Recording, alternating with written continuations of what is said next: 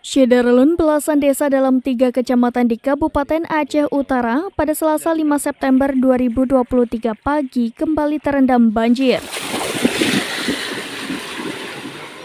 Banjir akibat meluapnya air dari 3 sungai yang mengelilingi 3 kecamatan yaitu Krung Pirak, Krung Kereto, dan Krung Pase setelah hujan deras mengguyur kawasan ini sehari sebelumnya.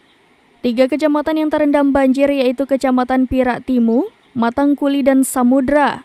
Kondisi terparah terjadi di Kecamatan Matangkuli dengan ketinggian air dalam rumah warga mencapai 1,5 meter. Sedangkan di Kecamatan Pirak Timur dan Kecamatan Samudra, ketinggian air dalam rumah warga sekitar 30-50 cm.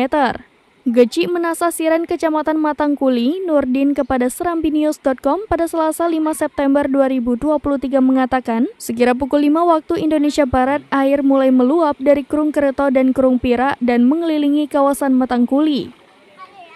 Sementara itu, Suryadi, warga Kecamatan Samudra menyebutkan, air mulai merendam rumah warga sekira pukul 2 waktu Indonesia Barat dini hari.